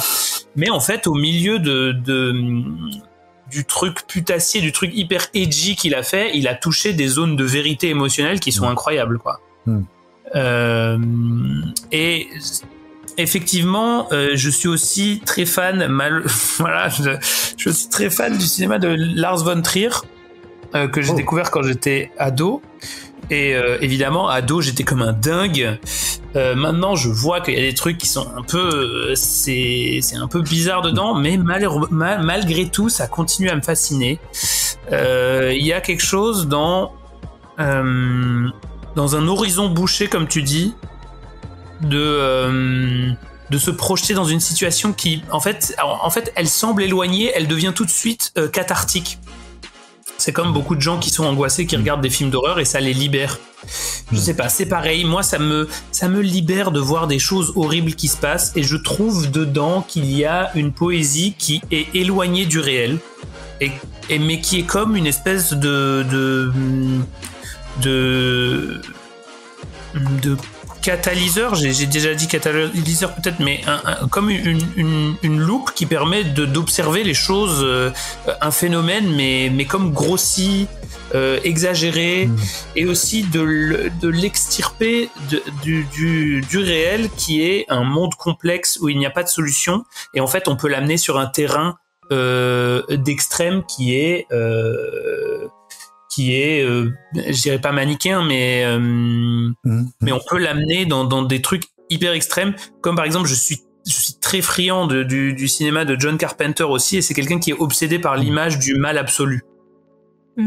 Et en fait ça c'est possible dans un truc de genre quoi, parce il transforme quelque chose en un monstre. Donc bon, voilà. Ça va arriver pendant crier, c'est le mal absolu.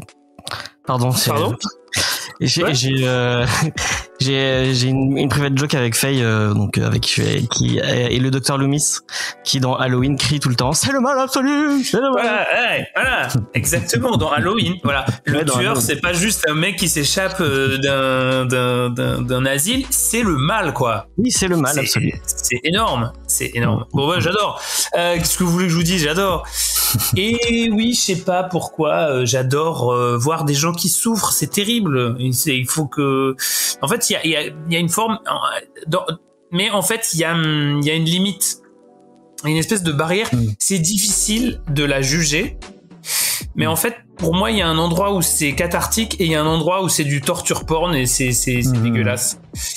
Et ça dépend des trucs, quoi. Mais on en parlait dans la révision qu'on a fait justement il y a 3 ans, où justement on disait que cette frontière-là, tu l'avais vraiment bien. En fait, nous on l'avait senti que il y a pas mal d'auteurs qui pourraient partir dans des histoires du genre et franchir une frontière qui nous mettrait mal à l'aise ou qui nous ferait dire voilà, franchement on bascule dans du torture porn. C'est marrant, ça me fait penser à, si je peux me permettre de rebondir, ça fait penser à, je sais pas si tu as déjà lu du Craig Thompson, si tu l'as pas fait, lis Blankets, parce que Blankets c'est génial. Ouais, j'ai lu.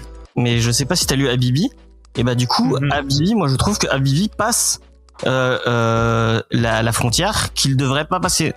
Je suis d'accord. Je suis absolument d'accord, ouais. Et c'est un exemple parfait de dire vraiment où il y a de la violence pour de la violence, quoi. Et toi, y a pas ce côté-là.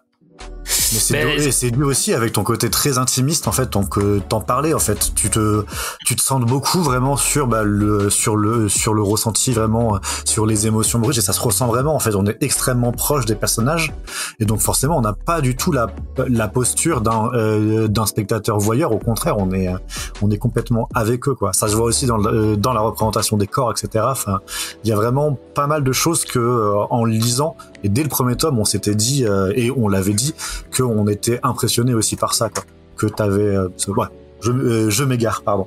Mais c'est marrant que tu parles d'horreur. Moi, ton taf, je le comparerais vachement. Bon, je sais pas si t'as la ref, et je suis désolé parce que je vais encore parler de Mike Flanagan, mais moi je compare beaucoup à ce que fait Mike Flanagan en série et en film, et surtout en série. C'est le mec qui a fait Haunting of Hill House et Haunting of Bly Manor sur Netflix. Qui sont les 2 meilleures séries de Netflix. Je ne veux pas savoir qui. Je connais pas. Mais... c'est un mec qui bosse beaucoup. Je crois que le premier c'est une adaptation du Trou d'écrou, et le deuxième il a adapté des trucs et il a fait pas mal de trucs autour de Stephen King. C'est lui qui va faire le prochain Carrie notamment.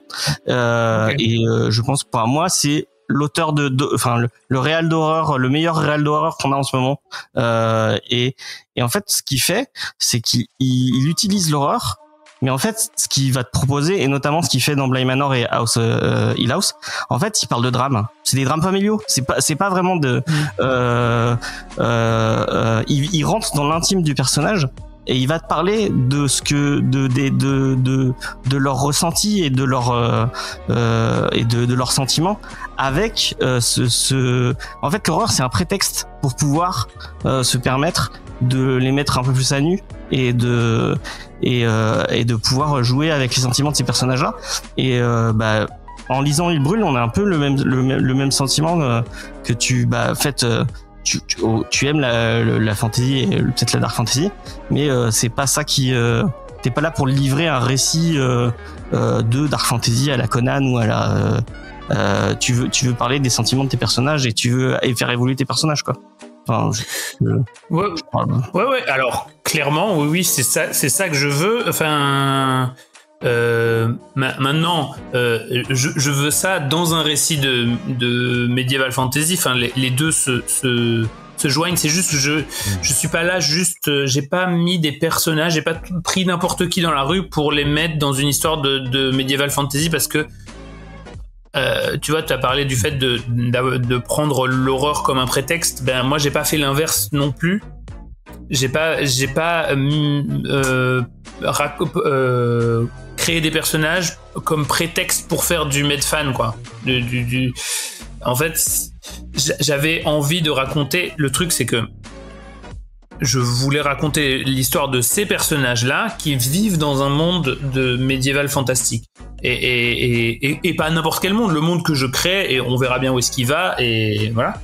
Mais effectivement, ce truc par rapport à Il brûle et à cette idée de créer un univers qui est violent, mais qui est dur, mais qui d'une façon cathartique, et d'une façon où moi j'ai l'impression de creuser les sujets qui m'intéressent, de creuser en fait, ça questionne beaucoup sur, ça me questionne beaucoup en tout cas sur l'humanité, l'identité et sur aussi l'amitié, surtout dans Il brûle, quoi. Et en fait, c'était un truc que je voulais garder ça. Je voulais que les choses terribles qui leur arrivaient, que je leur inflige à mes personnages. Je suis la personne qui inflige ça. Voilà. Et on te parle après. Eh ben, j'avais besoin que ça ne les oblitère pas, quoi. J'avais besoin que ils ne deviennent pas des coquilles vides à qui cela arrive, mais qui soient. J'avais envie d'essayer de. Et je leur ai fait confiance pour ça. Bon, voilà, le fameux poncif des personnages qui agissent par eux-mêmes. C'est un poncif, mais j'avoue qu'il y a une forme de vérité là-dedans. Moi, je la ressens en tout cas, c'est que mes personnages trouvent une façon de continuer à vivre, de continuer à prendre des choix, ou en tout cas à avoir une forme de liberté dans l'espace contraint que je leur ai construit.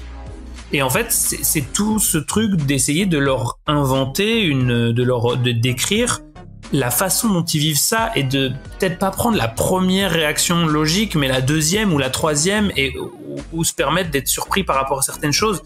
Donner une petite bougie dans les ténèbres, quoi.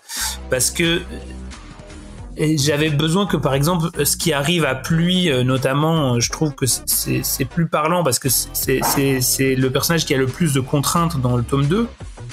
Ce qui arrive à Pluie, il fallait que ça continue à lui arriver à elle, et pas à quelqu'un d'autre.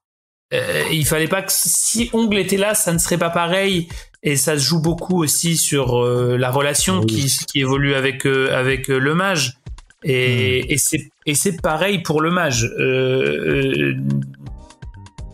En fait, c'est des personnages qui ont des contraintes, qui ont les contraintes les plus extrêmes pour l'instant, et du coup essayer de leur donner une façon d'exister encore par eux-mêmes, ou de leur laisser cet espace. C'est un truc qui m'a beaucoup occupé, et il y a des scènes qui ont été plus dures à écrire, bien sûr, à cause de ça. Et honnêtement, j'ai eu peur à plusieurs moments d'être allé trop loin, voilà. Mais effectivement, Il brûle, il y a beaucoup cette idée que ils sont unis par de l'amitié, donc il y a une espèce de lumière qui est plus, peut-être, qui est plus pure dans le 1, et dans le 2, elle est déjà un peu, c'est un peu déjà une image un peu ternie, ou une image fantasmée, quoi. Quelque chose qui est resté sur la rétine, mais qui n'est plus vraiment devant. Ouais, c'est ça. En fait, c'est le truc que ça conditionne encore leur choix, mais ils doivent faire le deuil de ce truc, quoi. Même s'ils le font pas tellement, mais c'est un truc qui est doux amer dans le livre, qui est un peu la résilience, c'est aussi la résignation, quoi. Donc il y a un peu de ce truc un peu amer surtout pour ce qui est de Pluie, je dirais. Oui. Voilà. J'avais une petite question aussi supplémentaire. Si t'es encore d'attaque. C'était par rapport à comment qu'est-ce que t'as eu comme première idée, genre par rapport à Il brûle? Est-ce que t'as eu une scène qui s'est imposée, un personnage? Est-ce que t'as eu quelque chose un peu qui t'a fait te dire, ok, là il faut que j'écrive une histoire sur ça? Je crois que c'était un peu le high concept à la base qui m'avait. Mais en tout cas, j'avais vraiment l'idée de deux personnes qui sont en cavale et qui sont aidées par une autre personne qui n'est pas en cavale techniquement. Et l'image de Pluie et Ongle, donc les deux sorcières, est venue beaucoup plus vite Et le personnage de Georg ou Georges, si c'est comme ça que vous l'appelez. Je me demandais comment ça ouais, moi aussi, je me suis rallié à James qui disait Georges, mais j'avais non mais Georges c'est très bien. Non, mais moi je dis Georg, mais vous dites Georg, bien comme cool. vous voulez. Ah ben, on va regarder Georg. Non, vous dites comme vous voulez. Moi je trouve ça plus cool. Bon, bref. Mais en fait c'est un personnage qui était où j'avais plus de mal à comprendre ce qu'il foutait là, et en fait il s'est beaucoup imposé dans le récit. Enfin c'est un truc intéressant, mais donc j'avais déjà très vite cette idée de j'avais l'idée de ces deux personnages qui étaient en cavale, et des deux de la génération précédente, quoi. Donc le mage et Gris, qui était un peu, en fait c'est comme une version des personnages, mais qui était là juste avant, et donc c'est comme on prend les mêmes et on recommence, quoi. Et donc il y a un peu ce truc je sais pas comment dire, mais en tout cas d'avoir les figures de ceux qui sont passés avant et qui ont tracé déjà un chemin, et donc ces deux nouveaux personnages qui sont là-dedans et qui doivent tracer le leur et qui vont être influencés forcément par là. Et avant ça, j'avais le premier truc qui m'était venu, je crois, c'est que j'avais joué à une partie de jeu de rôle quand j'étais en Italie avec des amis. Et en fait, je connaissais pas du tout Donjons et Dragons. Et c'est mon ami qui m'a raconté le truc des sorciers et des sorcières dans Donjons et Dragons. Et j'avais trouvé ça énorme. Très très beau, le truc ils ont de la magie à l'intérieur, et du coup en général ils sont jeunes et tout. J'étais là genre c'est trop bon. C'était un peu en mode X-Men, quoi.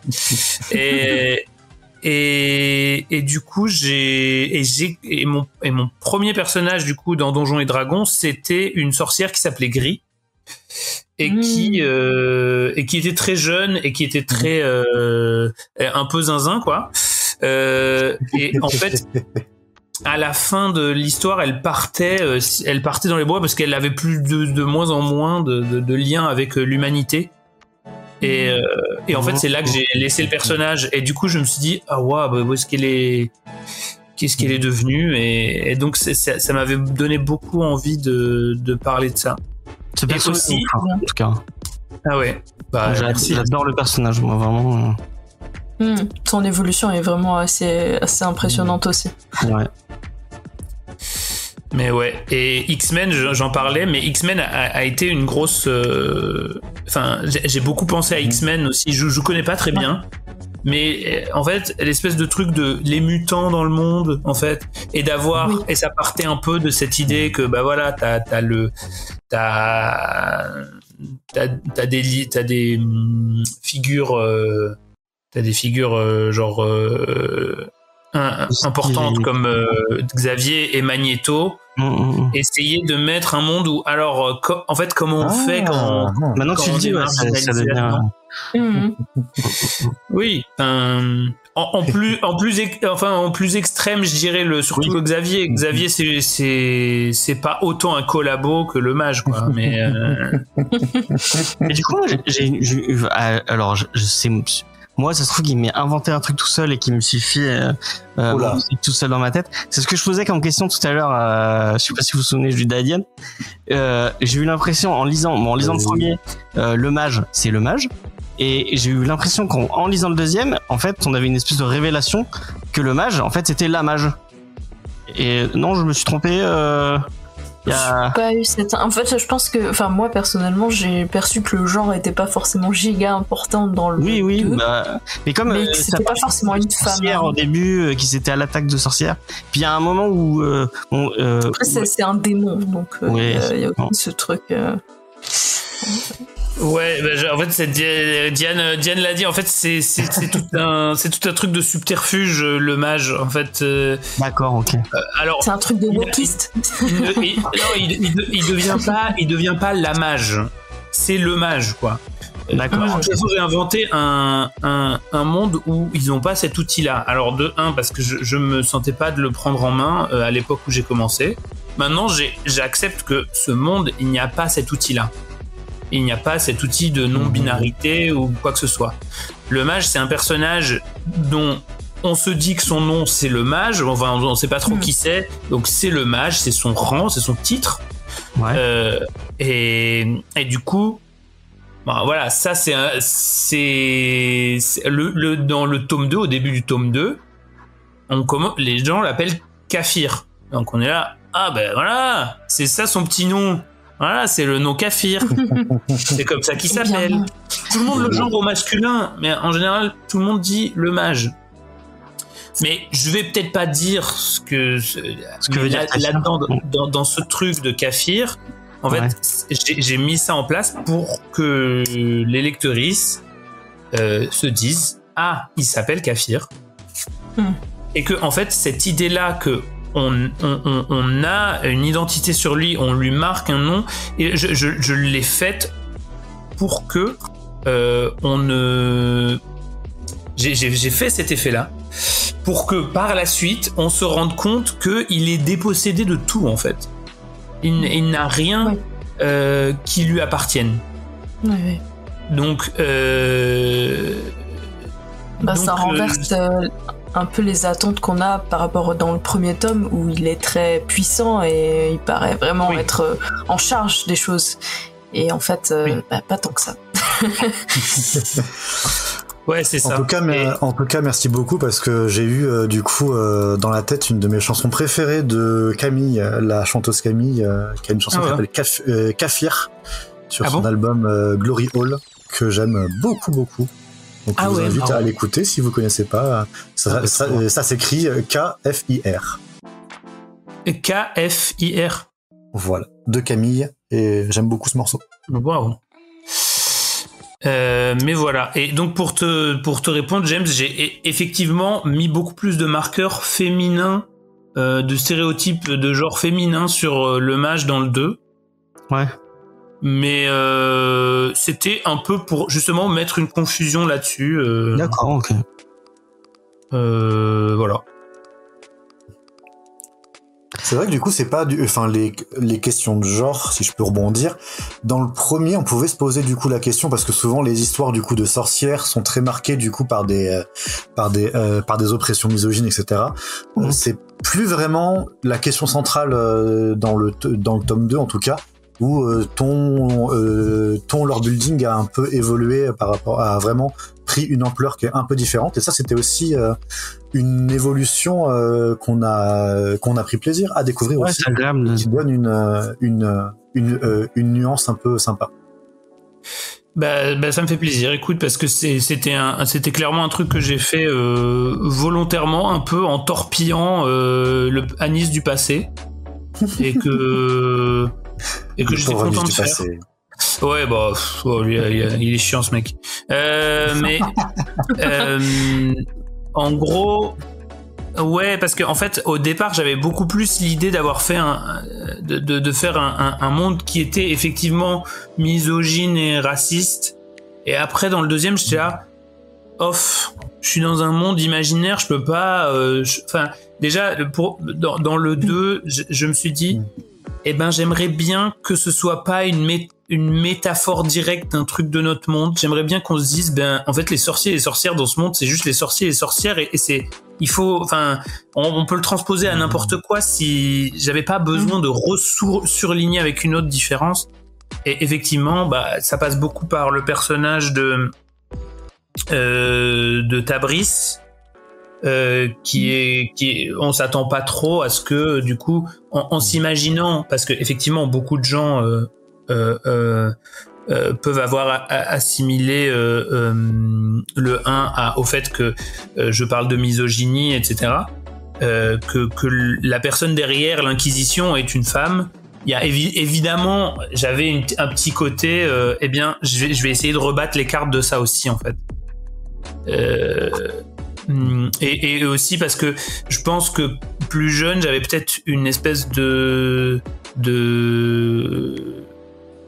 comment on dit, j'ai pu me croire, j'ai eu la naïveté de croire que je pouvais prendre ça en charge, et là aujourd'hui je ne pense pas que moi personnellement je puisse prendre ça en charge d'une manière aussi frontale, et je préfère passer par une métaphore qui est plus ouverte, et c'est pas une métaphore d'ailleurs, c'est juste, je sais pas si c'est ça une allégorie, mais juste de parler d'un monde où il y a une répression systémique qui est basée sur un truc absurde, abstrait et genre arbitraire. Et en fait, peut-être que comme ça, j'arriverais mieux à parler d'inégalité ou de choses qui se passent autour de nous et d'être plus, voilà. Je sais pas. En plus, c'est agréable de pas avoir le trope de l'Inquisition un peu à la fin, comme on l'imagine quoi dans tous les récits enfin, tu parlais de Berserk, voilà. Oui. Ouais. Ben, je voulais aussi m'autonomiser de ça en fait, et ça c'est agréable. En fait, ce tome, il m'a permis beaucoup de faire mon propre monde et de sortir de l'imaginaire collectif et d'utiliser des trucs de certaines en fait, kafir, je l'ai piqué de l'islam, ce terme, le terme kafir. Et j'utilise aussi le terme des macrales, qui est une façon de dire sorcière en Wallonie. Et en fait, c'est pour faire mon petit melting pot qui n'a aucun sens. Et j'ai besoin de créer le petit monde d'Île Brûle et pas qu'il soit rattaché à un truc déjà fait, quoi. Mais c'est agréable. Je trouve ça super cool de découvrir un nouvel univers et de pouvoir explorer autre chose. C'est super cool. Ça me semble être un très beau mot de la fin. Qu'est-ce que vous en dites ? Ouais. Tout à fait. Ouais. Pour finir, je vais pas te demander une reco parce que d'habitude on demande une reco, mais je vais te demander, nous on aime bien soutenir les petites librairies indépendantes parce que allez acheter vos livres en librairie indépendante et éviter les gros sites qui commencent par A et Zone. Est-ce qu'il y a une librairie autour de chez toi ou à qui tu voudrais envoyer un peu en dehors d'entrée libre bien sûr, à qui tu voudrais donner un peu de force si tu voudrais conseiller à nos auditeurs? Ouais, bien sûr, dans ma ville à Bruxelles, dans la commune de Saint-Gilles, il y a la petite librairie indépendante qui s'appelle le Léviathan, qui est tenue par mon ami Bertrand et qui est vraiment une super librairie. Il est hyper passionné. C'est hyper marrant de lui demander ce qu'il a lu, ce qu'il a pas lu, de ce qu'il a aimé, ce qu'il a pas aimé et tout. Et parce que il est trop intense et tout, j'adore. Et il a vraiment un petit stock et donc il est vraiment en fonction de ce qu'il aime, de ce qu'il voit fonctionner et tout. Donc évidemment, il n'a pas toujours tout et c'est un peu ce que j'aime bien chez lui aussi, c'est qu'il n'a pas forcément tout et que quand tu veux quelque chose, ça génère une discussion et il va probablement le lire et ça va probablement être une discussion après. Et donc j'adore aller là-bas, c'est vraiment assez petit.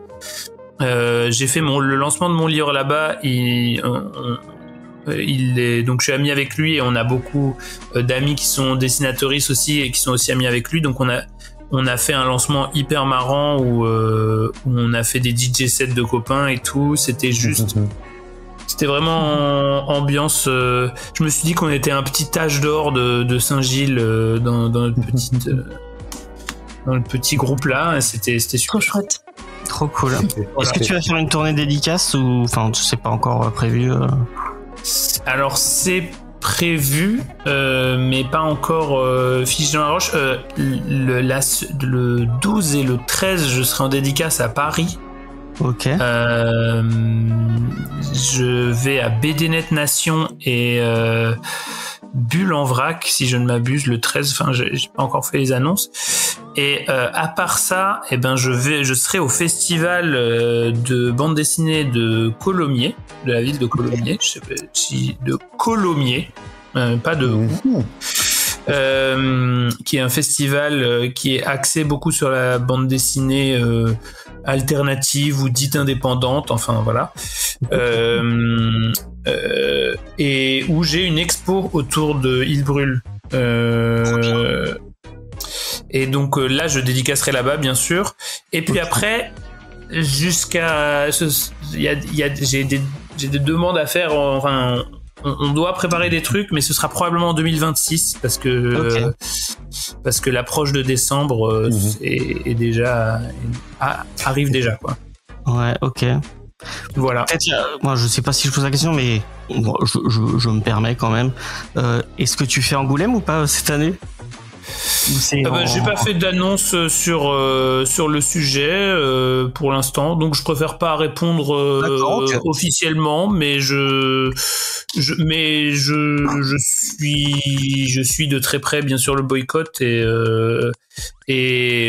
je suis furieux contre beaucoup de choses qui se passent, donc voilà, j'ai pas d'annonce à faire, je dois prendre une décision et comme je suis pas une entreprise, je suis une personne toute seule, ben je me réserve le moment d'annoncer ou pas, mais je suis ça de près.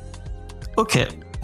Sachez que vous pouvez retrouver Anis sur Instagram déjà, sur son site internet, puisque Judas l'a cité. Ouais, qui est pas à jour apparemment. Ouais, 3 jours, mais non. Pas du tout. Chez Six Pieds Sous Terre et chez Entrée Libre, enfin en tout cas il brûle jusqu'à décembre, et puis à Easter Egg bien sûr, 11 rue des Sœurs Noires. Je dirais trop. Est-ce que vous avez pris Il brûle à la médiathèque de... Ah oui, on l'a noté, on l'a commandé au maximum avec nos budgets. Ah voilà, trop bien. Maximum. Mais le premier tome est en coup de cœur des médiathèques avant même que je le propose. Mes collègues en BD sont unanimes également. Ils ont tous aimé. Trop bien. Ça me fait trop plaisir en vrai. Ah, apparemment Colomiers c'est pas loin, c'est à côté de Toulouse. Oui, c'est à côté de Toulouse, c'est ça exactement. Ouais. Mais c'est pas du tout loin de chez vous, ouais, effectivement. Bah écoute, peut-être on se fera un petit trip. Allez, on se motive. Oh, venez, ça va être marrant. Hein. S'il y a une expo Il brûle, ça donne envie. Carrément. Merci beaucoup Anis, c'était un vrai plaisir. Je remercie Zelda qui devait être là mais qui n'a pas pu être là, mais cœur sur Zelda et cœur sur tous les gens de Six Pieds Sous Terre et d'Entrée Libre. On n'a pas eu d'enregistrement la semaine dernière parce qu'on a lu Spectateur de Brian K. Vaughan, et pour être sincère avec vous, c'est 200 pages de cul non-stop, donc on s'est dit on va éviter, éviter Spectateur de Brian K. Vaughan. J'aime beaucoup Brian K. Vaughan, mais là pour le coup j'ai pas compris, donc voilà. Cette semaine on fait 1949 de Dustin Weaver qui sort chez Delcourt, voilà, vous aurez doublon d'épisodes pour les gens qui sera en manque de Comics Discovery. Normalement on fait ça avec Spades et Faye, je sais pas quand on enregistrera, mais ce sera dans les bacs sur le flux et sur les réseaux sociaux comme d'habitude. N'hésitez pas à nous suivre sur Instagram, sur Blue Sky. Et est-ce que t'es sur Blue Sky ou sur t'as un autre réseau spécial en dehors de Instagram? J'avoue que non. Tu as raison. Non, j'ai tort. J'ai tort. Ouais, non, mais Twitter, moi, ça me c'est un peu déprimant. J'avoue, j'ai pas l'énergie de relancer un truc, quoi. Mais bon, un jour, peut-être. Peut-être. Vous pouvez suivre Diane et Judas sur Instagram aussi. Judas, je sais pas si tu mets ton Instagram perso. J'y mets absolument rien, c'est hors de question. Donc Diane. Pour vivre heureux, vivons cachés. Yabout, si vous voulez. Tu l'as fait en entier, toi? J'ai pas vu passer le Linktober. Tu l'as fait? Non, j'ai pas eu le temps, non. Non, je parlais parce que Easter Egg a fait un Inktober spécial mené par Diane, qui n'a même pas fait son Inktober jusqu'au bout. S'agirait d'avoir le temps, comme d'hab, mais j'ai pas. Donc malheureusement je n'ai pas pu le faire, mais je me suis régalée à voir les productions parce qu'on a une super communauté pleine d'artistes. On a même des gens qui ont fait de l'animation pour le Linkster Egg du coup, et c'est un régal, donc n'hésitez pas à aller voir le hashtag si vous voulez, parce que c'est trop bien. Ouais, c'est trop bien. Moi je me suis fait, c'était très long à faire, mais oui, j'ai fait les thèmes de la semaine d'avant à chaque fois parce que ça me prenait trop de temps. Et donc si vous voulez suivre ce que je fais en dessin, c'est sur James Podcast sur Instagram. Voilà. En ce moment, je suis en train de dessiner Ryoga de Ranma 1/2 parce que oui, il y a des gens qui ne le savent pas encore, mais Ranma 1/2, la saison 2 a repris et c'est le petit bonbon de plaisir du dimanche soir. Cette série, elle est tellement bien, elle fait tellement. Je sais pas si tu l'as maté la nouvelle série Ranma 1/2, mais non. Ah bah regarde là, vraiment. Enfin, je sais pas si t'aimes bien. J'adore le dessin de Rumiko Takahashi. Je trouve que c'est une saveur très spéciale que j'adore, quoi. Et bah là, les épisodes, c'est chapitre par chapitre. Le manga de Rumiko Takahashi et vraiment c'est super beau, c'est super bien animé. En termes d'animation, ils l'ont un peu trop modernisé en termes de dessin aussi. Ah, tu trouves? Donc ouais, moi ça a pas le même charme. Ça reste quand même un petit bon très sympa. Moi j'aime bien, j'aime trop. J'ai un petit bémol. Ouais.